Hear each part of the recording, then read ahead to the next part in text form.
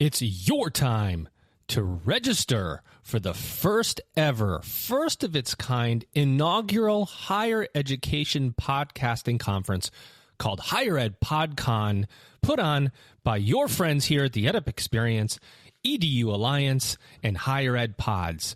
Podcasters, producers, students, strategists from all over higher education are coming together in Chicago, Illinois on July 12th, 2025 on the campus of the University of Illinois, Chicago to have a podcasting conference. It's the first ever, first of its kind. It's never been done in higher education before, and we want to see you there. Become one of the first sponsors, first attendees, first panelists or presenters at Higher Ed PodCon on July 12th, 2025 in Illinois, Chicago.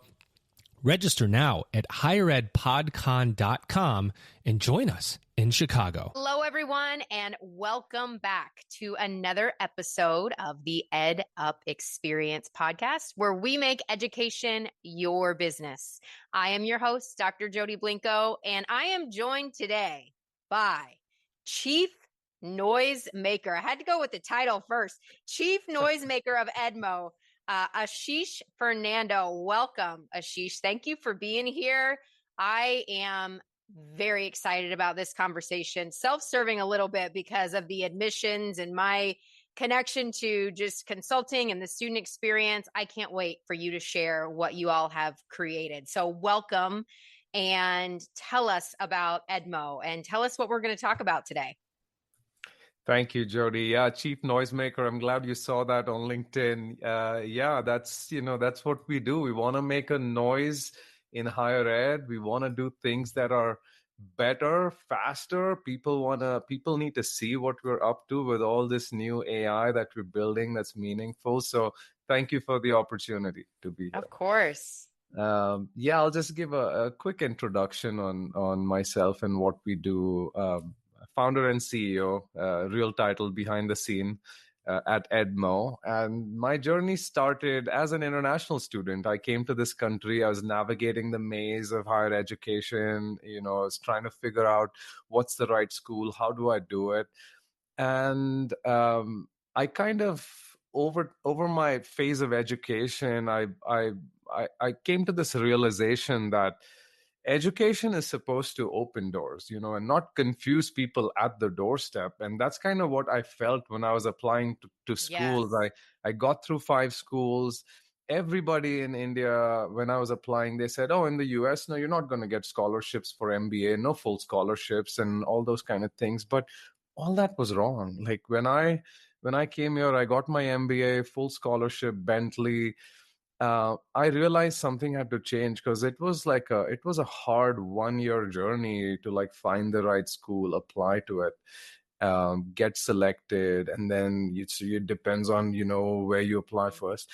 And I was like, I need to change that. We need to reimagine admissions, just insurance is reimagined.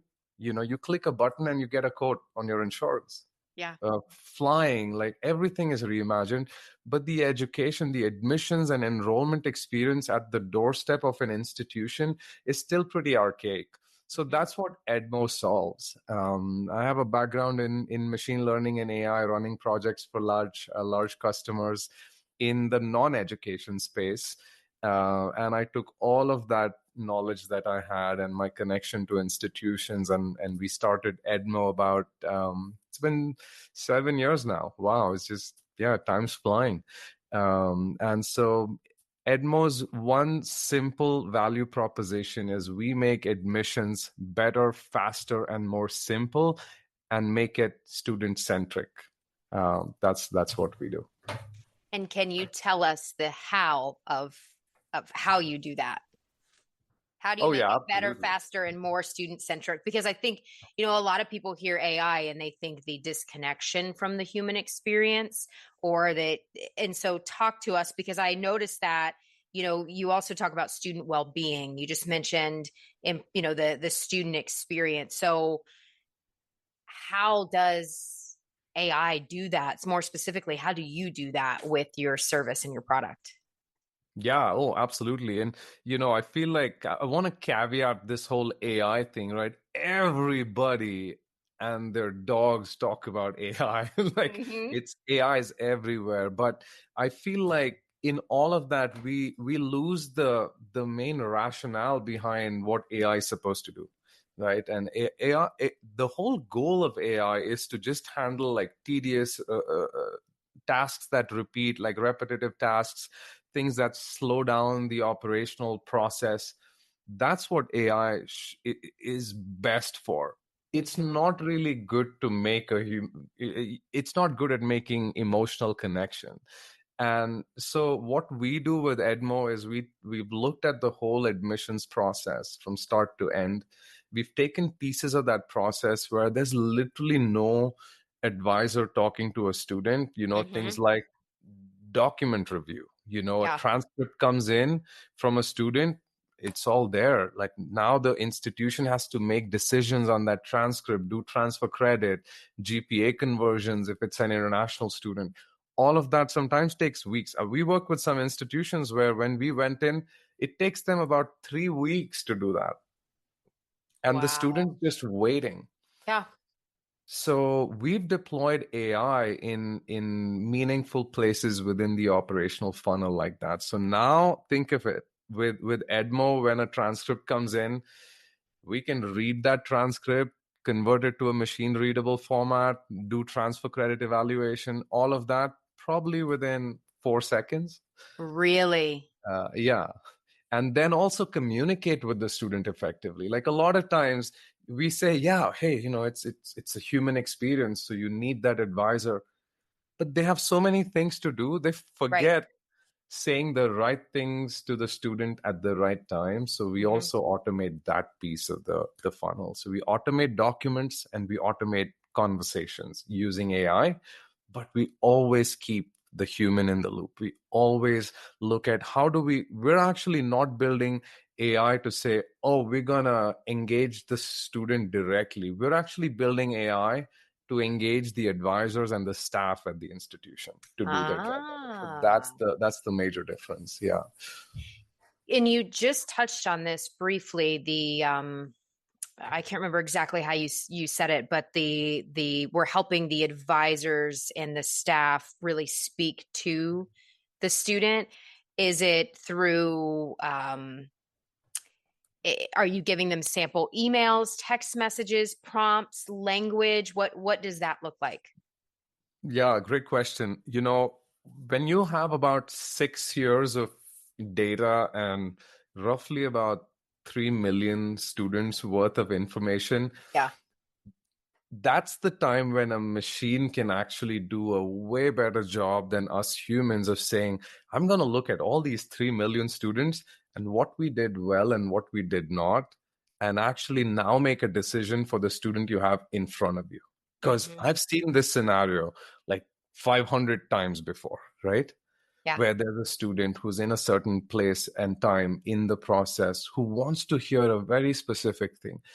And so what we do is we basically help the advisor to say, hey, here's an email. We've drafted it for you, but it's going to go from you.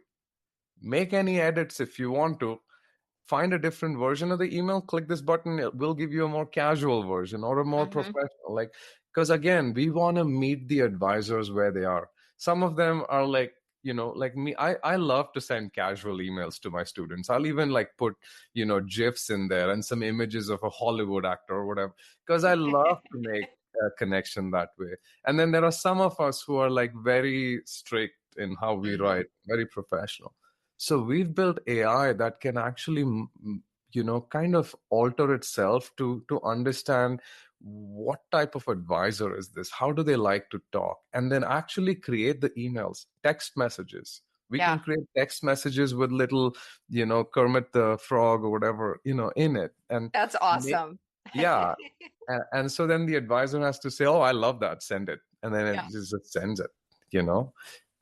So yeah, so we've kind of been working on that heads down, uh, very hard. So how well, let me back up before I get to that question. When you talk about all of this data, use the 3 million, we have 3 million students worth of data. We're pulling that together. does the tool, does AI say, okay, like you said, I've seen this pattern before. This is the email or the text that will help progress the student forward, or is that what it's designed to do? Yes, it is. Absolutely. It's designed. See, the most important thing in this whole thing, in this whole process of admissions, is the intent of the student. The Mm-hmm. more you can, if you already have a student who has high intent, great. All you have to do is walk them through that process seamlessly and fast. Nobody has time. Yeah. Students, us, adults, nobody. Like, Yep. you give that student a few hours, or forget hours, minutes, they're on Instagram. Mm-hmm. Yeah, they're already gone somewhere else. Yeah. No, and they're going to miss that next email. So, how do you respond to them in the moment, in real time, and make it relevant so that student with high intent, all they need is quick and they're going to go through it. Mm-hmm. Then you have the students who are in the middle and the low intent category. That's where you got to then start thinking about, what do I tell them that puts them in the high intent bucket? Because once they're there, Ah, then it's just fast, right? So there, it's important to understand what is that medium or low intent student looking for, or it could be their parents. What are they looking for?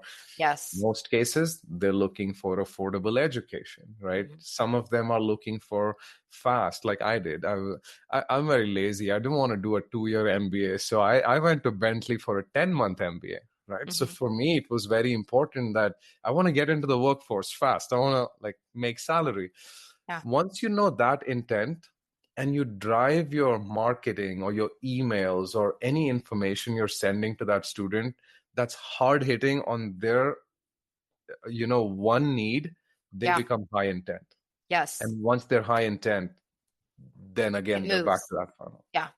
When I do a lot of coaching of frontline staff, and we talk about how do you learn about the individual to determine what's in their way so that they can move forward. And obviously we're coaching skills and having those conversations over the phone or text or email. But so my question around that is, how does the system assess intent? What variables or metrics, or maybe you can't share that, maybe that's the secret sauce, but like how does AI assess that intent? Because that is so, what you just said is so true. If we can identify, we need to give them this piece of information, because then they'll move from low or mid to high. That's unbelievable. Yes, yes. And of course, a lot of that is proprietary in what we're building. That's our secret sauce. But, it's actually not that complex. And Mm-hmm. to just kind of think and wrap your head around it, right? It's basically everything is about event logs. And when I, as a student, take an action, be it on the website, I go to a certain page, I do certain things, or I send a certain email that has certain intent or certain words in it, all of that is an event. And Yes. all we do is put that event in a category. It could be scholarships and funding. It could be, quality of the curriculum. It could be a few other things that we've kind of created buckets. And then every event gets a +1, a +5, or a -3, or a -10 score Yeah. based on the intent and the feeling, the sentiment, and a lot of things, and then it goes in that bucket. And now we have these buckets where we understand every student as a lead, as a prospective student, Mm-hmm. on how they feel about each of these buckets. The goal for getting a student from intent to start, which is basically they show Yep. up. We actually don't even believe in getting an admit or getting enrolled as being the final metric. A lot of schools will come to us and say, we want more admits. No, you don't want more admits, you want more starts. Uh-huh. Right? So for us, it's all about the more positive scores I have in these buckets, the higher the chance of that student starting. And that's Yes. how the entire product is built. I have so much appreciation for what you just said. I was actually having a conversation this morning where we were, looking at the enrollment funnel and the thought process of, well, we need more applications or we need more admits or no, you don't. You need more students that are actually going to start. And Yes. even a deposited student or a registered student, using that term kind of interchangeably, doesn't mean anything until they actually start class. And again, coming from a place of that's the collective, we all want students to actually start and be successful and graduate. That's the goal, right? It's not to get them to do an application or to send over their transcripts. Those are just micro steps along the way that have to happen. And I think that there's an opportunity to really shift that perspective of, even earlier in the funnel with marketing, where we look at clicks and requests for information, those all have to happen to get to the end goal, but it's doesn't do you any good if you just have a bunch of, for lack of a better word, junk in your funnel that's not going to progress. And the intent and the movement, and then like what you're saying, the language to help that student move through is brilliant. Brilliant. Absolutely, right? Like that's what schools will sometimes like open their eyes, and you'll find out, like, if you had let's say 100% admit to start compared to like what some of these schools have, like 50%, like only 5 out of every 10 admits will actually start. Yeah. They save millions of dollars in marketing and student acquisition and all of that. That's exactly where my mind just went, of like, you don't have to play the game anymore of, I need 200,000 leads to get X amount of students. And you're actually able to optimize your investments and maximize your return all the way through the funnel. Because I would imagine also what your product is doing, as you said, is you're mitigating the human emotions that pop up along the way for the student as well, where, if you're noticing we're still at low intent, even though we're at admit, something, we need to, maybe that's where the human steps in and offers more support or makes that phone call or invites them in. And so. Yes. Oh, absolutely. Absolutely. I mean, between admit and start is when you want to make those couple of calls, but also then you should be sending meaningful emails that, our AI can build really good emails, more pictures, videos, sessions with like meet the president once a month, things like that, like really, really engage the student. So like a lot, you rightly said, and I'm sure you see this all the time, is once the school gives the admit letter, they're like, okay, yeah, they're in. No, they're not. Nope. Yeah. Nope. So, can you share some, I know you said you've been at this for the last 7 years, right? Did I say that? Okay. Yeah, So 7, in that 7 years, can you share maybe 1 or 2 examples of impact that you're most proud of or that come to mind? Or yes. Oh yeah, there's a few. And I would say, the biggest impact that comes to mind for me is we in education. I mean, we're focused on enrollment, but AI, we've been working on AI for the last, I would say, 11, 12 years now. And as part of my previous company, one of my co-founders is actually, we both were employees at this other AI company. Okay. Where we did a lot of work for institutions. And I want to actually step out of enrollment for a second to talk impact, right? Okay. The reason I thought impact here would be so prominent is because the previous work that we did, we sold that company to Turnitin, and that did online proctoring, so digitally proctoring exams. Students didn't have to sit in a classroom, and we did that with AI. So like it would take humans, if it's a 3-hour exam, they'll be sitting there for 3 hours proctoring this video recording of a student who's taking an exam, and they're looking through the whole thing. With AI, you can take an entire 3-hour video of an exam, fast forward it so that the whole thing runs in about 4 minutes, and an AI can proctor a video in super fast speed That's with incredible. much more accuracy. Yeah. And the beauty of it was it would find things that we would ignore. Like sometimes, our customers would be like, why did you flag this as a breach, while proctoring?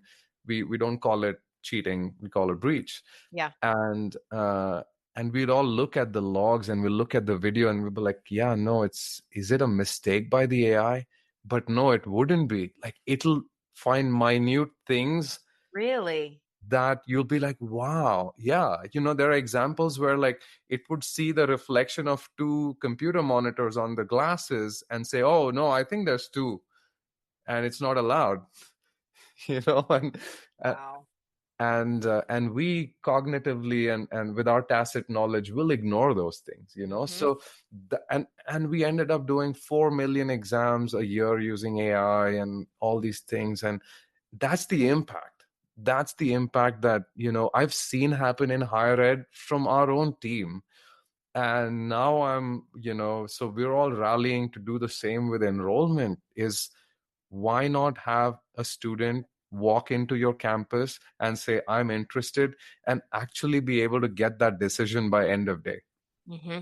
Mm-hmm. So we've been working with some of the largest enterprises now, two of the top 3 online universities in the country. We work with them. We fast tracked it. I don't want to, give exact numbers Sure. and names, but we've brought down admission timelines from weeks to hours. And I would think, this applies to whether it's a first-time undergraduate freshman student to a transfer. You talked about transcript evaluations, like a transfer student, any student population. This is relevant and will help to fast track that admissions process. What's Higher Ed PodCon? Well, that's a great question. It's the first ever inaugural and first annual higher education podcasting conference put on by the EdUp Experience, EDU Alliance, and Higher Ed Pods. Join us in Chicago on July 12th, 2025, as we get together to talk about podcasting in all areas of higher education, including marketing, enrollment, student affairs and student services, teaching, learning, alumni engagement. How can you better get in front of the audience that you want to see through podcasts? That's what we're going to talk about. So we're going to have podcasters, producers, students, strategists from all over higher education getting together, sharing best practices, how you take a podcast to get in front of an audience and make an impact. Join us in Chicago, July 12th, 2025 for higheredpodcon.com. That's where you register. Higher Ed PodCon is the first of its kind event. We'll see you there. Yeah, 100%. Yes. And it would do that in, it's kind of fortunate and unfortunate, the thing with AI, right? It'll do that in most cases, in a more elegant fashion than we would, right? Mm-hmm. If we were to draft and type an email, because it's actually learning from our own emails. Mm-hmm. And it's saying, right? The funny thing about AI is it's so good because it's actually learned from the work humans did over time, but it is smart enough to say, I can understand which of your work is good work and which of yours is not, because I better also than you. Yeah. feedback. Yeah. Yeah. So Wow. it's been interesting. So I'm sure you hear and have heard just fears around AI, AI in general, AI for the admissions process. What would be your guidance, words of wisdom, thoughts around anyone who is still on the fence, not sure, fearful? What would you offer there? Yeah, and this is a question, of course, when you do AI, you get this every time. So for 6 years, I've been getting these questions, Jody. And, I always tell people there are so many examples. Like, if I were to ask you, would you be okay, Jody, that you didn't have your Bank of America or whichever bank you have, right? You didn't have this app and you had to go stand in line at a window, and there will be a teller who will give you the money you need from your account or make a deposit for you. Would you be okay with that in today's day and age? No way. No. No No way. way. You want to, right? You want to do all that from your phone. Did we think about what's going to happen to all those jobs of all those tellers? Same thing with, like, you take any industry like car production. Would you be okay that you put in an order for the car, you have the money, but they say no, wait 1 year? Why? Because there are humans who are going to make these parts and put it together. There's no production line. No. So what happened to all those workers? Mm-hmm. You always reskill. It is usually always a blip, and we go through these stages since the machine age and all of the when production was getting automated, and when computers came into existence, and you didn't need so many accountants and ledger keepers anymore. There's always that fear in society, is what is going to happen to us. Yeah. But we always come out strong. As a society, we always reskill, and we figure out, okay, what do we do now? I cannot be a teller anymore. Nobody needs me. Mm-hmm. Oh, so I'm now going to be a business analyst working to build technology for banking. Sure. Mm-hmm.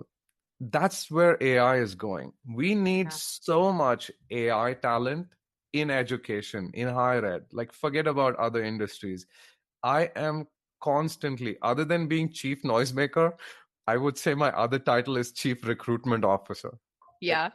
I need so many people who understand AI, but also understand higher ed admissions. Mm-hmm. So all the people who would be thinking, "Oh my God, I'm not going to have a job. I cannot be an advisor anymore." No, my top sales guy who works with me in my Utah office, he was an admissions counselor at Western Governors University. Yep.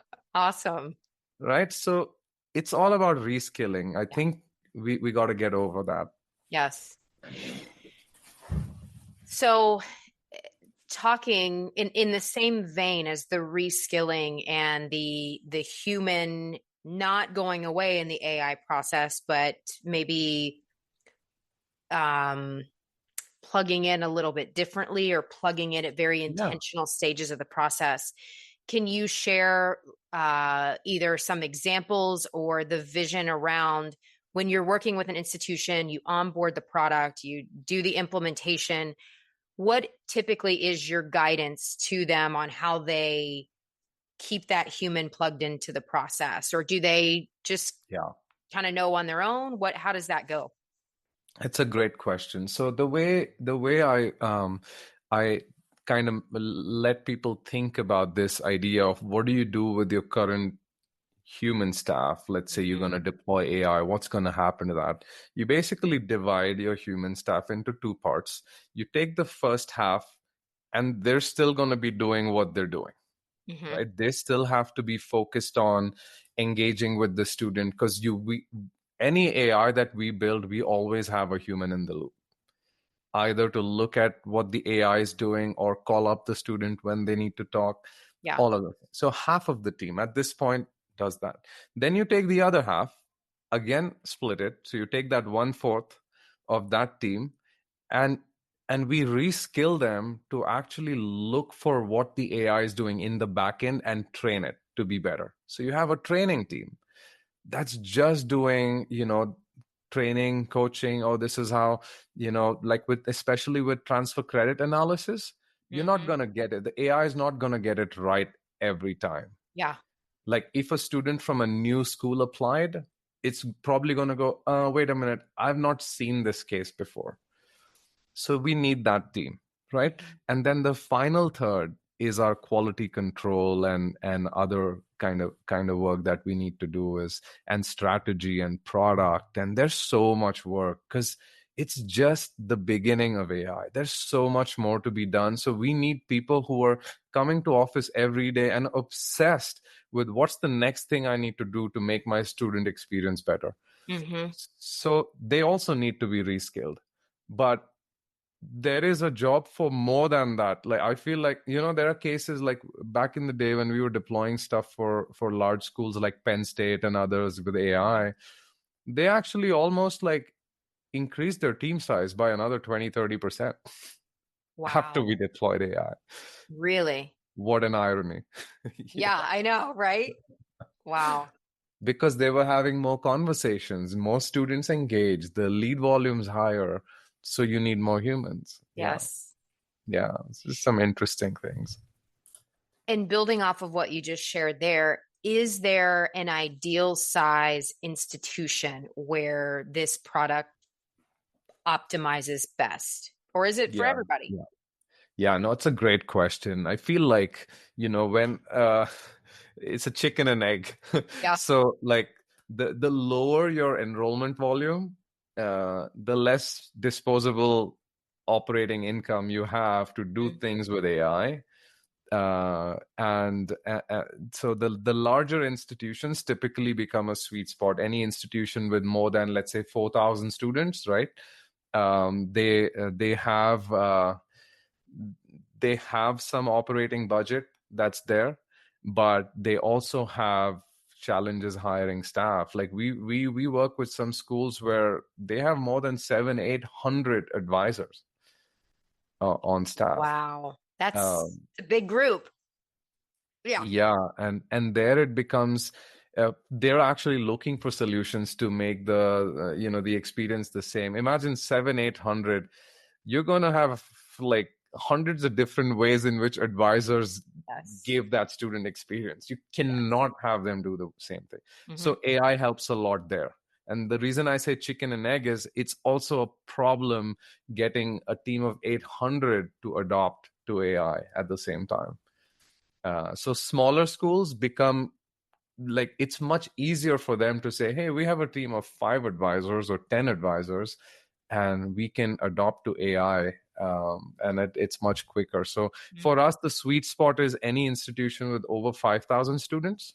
We go in. It's typically a 4-week pilot that we do. We love doing pilots because you see how it works for 2 or 3 months, right? And then hit the big red button because, I've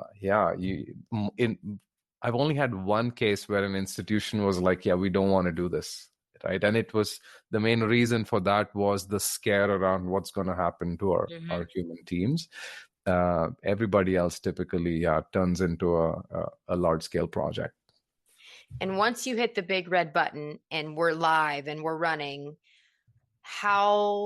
obviously, I'm sure there are a lot of variables in this question, but how long until we see traction, and what would some of those traction indicators look like? By the time we finish pilots, so by the 3rd month, you will see metrics improve at least by 4 to 5%, at least. Metrics around engagement, yield not so fast. It takes a little bit more time, but the basic metrics, around marketing and engagement and student response times, turnaround times, we see that instantly right after the pilot. And do you segment out any of the metrics to look, I call it a step conversion, but you're really just looking at the different steps along the student journey. Do you segment it out down to that level? Or, as you said, we're looking at engagement, yield rates. Are those the main KPIs or metrics you'd be assessing? There it's like there's no one direct short answer, because every time we go to a school, you will always hear, I'm sure you're familiar with this, you will always hear, we're different. Yeah. Yeah. Yep. We're We look at different. The way that metrics. we do things are different. Our students are different. Yes. Yes. So like I've learned my lesson over time is if I say, I think this is the dashboard you got to look at. Here are all the step functions and here are the metrics. No, Ashish, we're different. Yeah. So what we've started doing is meet the schools where they are. So I have a services team that will also come in, jump in, and make the business intelligence dashboards fit the way they look at it, right? And use all of our metrics to then pipe it into their, like, they'll either be using Tableau or something else, and we'll just push our information also there. That's how we do it these days. even with the implementation of the technology, I'll have my team come in because some school will say, yeah, I use Salesforce differently, and then some of them will say, I use Salesforce, but my transcripts sit in my SIS, and so you got to build a little pipeline, do some tech Yeah. work in the background. So Yeah. we do all of that, soup to nuts. And that's impressive that you customize the dashboards based off of, I'm sure there are similarities, but I mean, for a client to hear you say, we'll come in, we'll meet you where you are. The team is going to customize this dashboard so that it fits your needs. That's impressive. Yeah. I know, and I think it's also a good thing because then otherwise people have to again reskill themselves to look at a new metric. That's Yeah. hard to. Yeah. That So you've given them that could have they might interpret it completely different if yeah, it's a great point. yeah. So we'll do that. I'm a data geek. So I love to take all the information and data and insights we gather in our tool and then build a pipeline to actually morph it into the metrics that they care about, Mm-hmm. and then plug it in there. And if I don't see a metric there that is student centric, then I make noise. There you go. That's where we make noise. I like it. Yeah. What does the client support look like? Let's say you go in, we're doing the pilot. Are we meeting weekly, every other week? What happens after the pilot?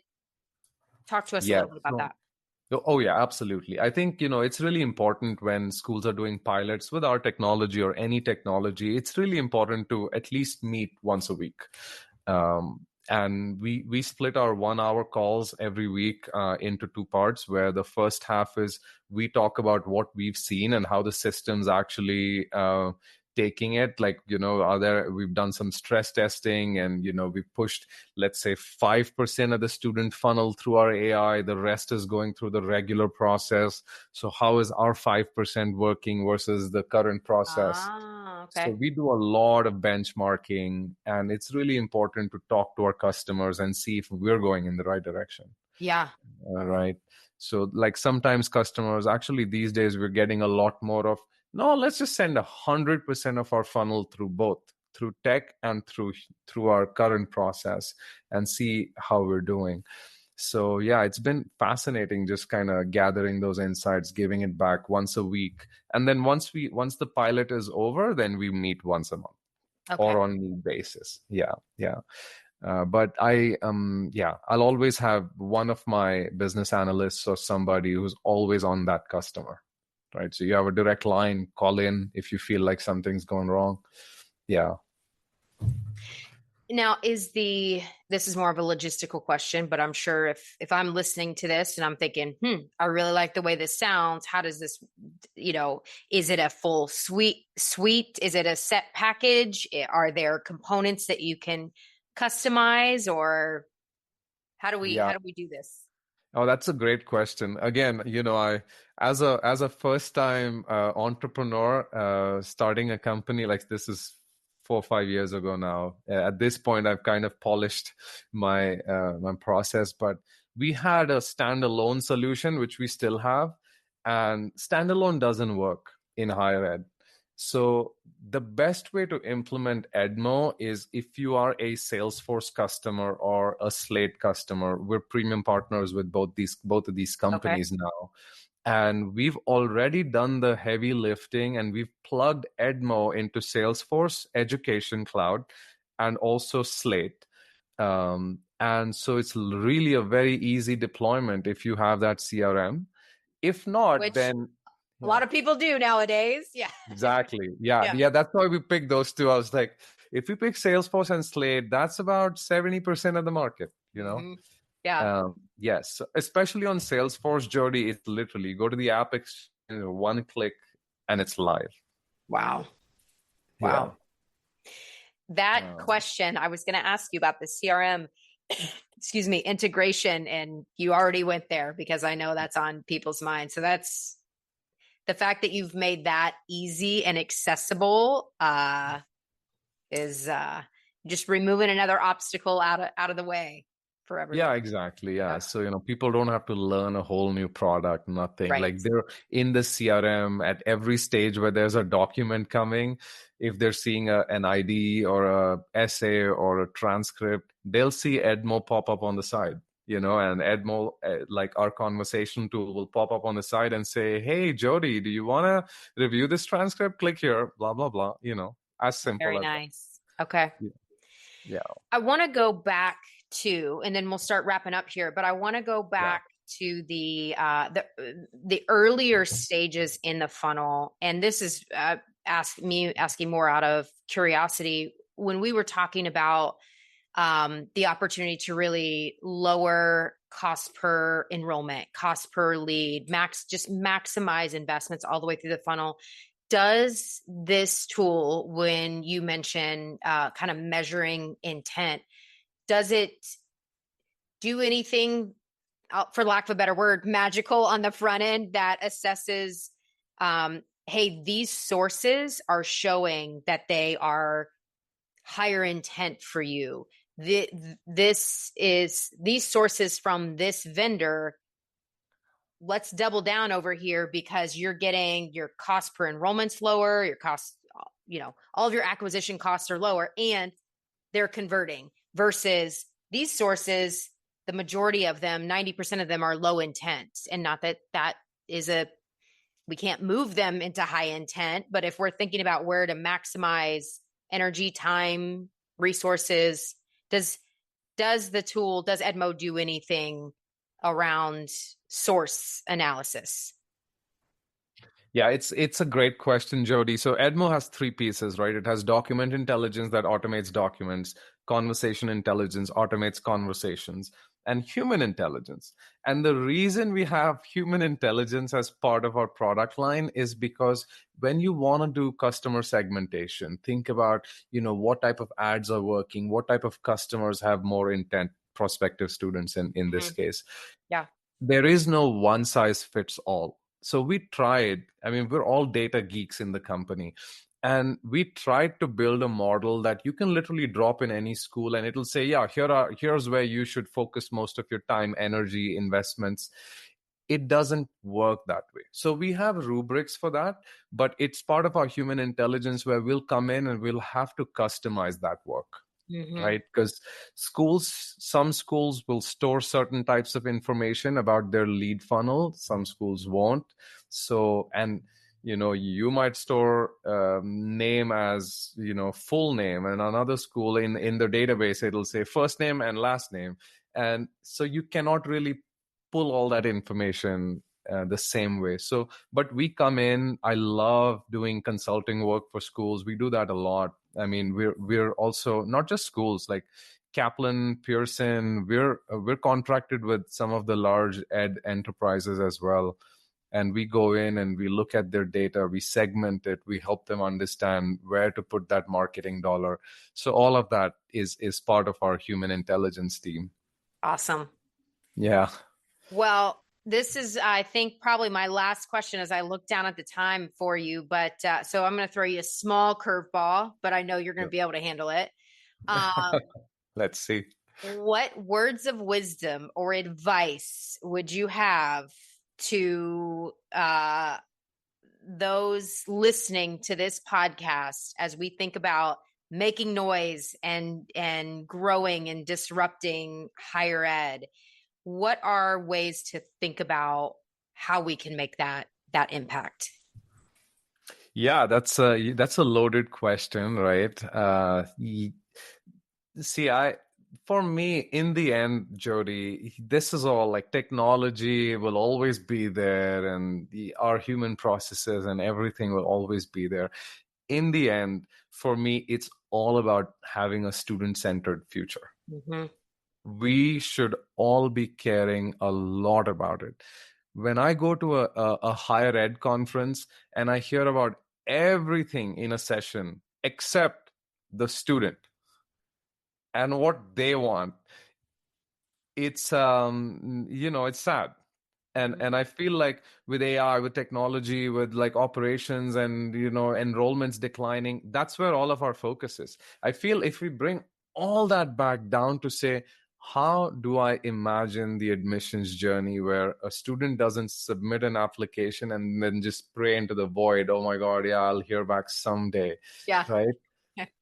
And actually make that process really meaningful for parents, for families who are putting like $60,000-$70,000 in some cases a year. It's hard-earned money, and just take that anxiety out. Make that Yes. feel more tangible, close, connected. It will go a long way, Mhm. right? And that's what we all should be building. We all should be focused on. There will be times when I'll be sitting in a room where everybody's talking AI, and I'll say, wait a minute, for that use case you're talking about, you shouldn't be using AI. No, but we have a budget for AI. No, but you shouldn't be using AI. It's simple business logic, or like do something in your CRM. AI is not the end. AI is just the means. The end always has to be student centricity, right? And yeah, and that's what I believe in a lot, actually. What a fantastic way to end this conversation, too. That student really being at the center. And you touched on so many points there about the anxieties, the fears, the hard-earned money going to this education, no matter what age the student is. It's hard-earned money going to this, and creating that experience so that it feels purposeful and special and like they matter in the process. So Yeah, absolutely. Yeah. yeah. Thank Yeah, you for education joining is us going today. nowhere. Yeah. Yeah. It's here to stay. But thank you so much for the time and the questions. Really good. Yes. Yes. Chief noisemaker. I know that people are going to remember that when they listen to this podcast. Chief noisemaker of EDMO, everyone. Ashish Fernando, thank you so much for being here today.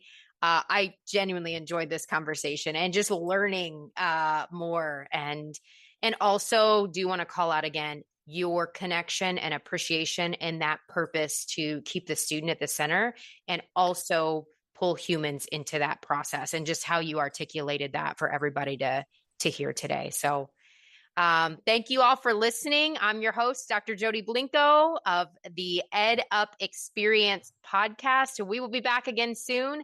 You've just been EdUp. It's your time to register for the first ever, first of its kind inaugural higher education podcasting conference called Higher Ed PodCon, put on by your friends here at the EdUp Experience, EDU Alliance, and Higher Ed Pods. Podcasters, producers, students, strategists from all over higher education are coming together in Chicago, Illinois on July 12th, 2025 on the campus of the University of Illinois, Chicago, to have a podcasting conference. It's the first ever, first of its kind. It's never been done in higher education before, and we want to see you there. Become one of the first sponsors, first attendees, first panelists or presenters at Higher Ed PodCon on July 12th, 2025 in Illinois, Chicago. Register now at higheredpodcon.com and join us in Chicago.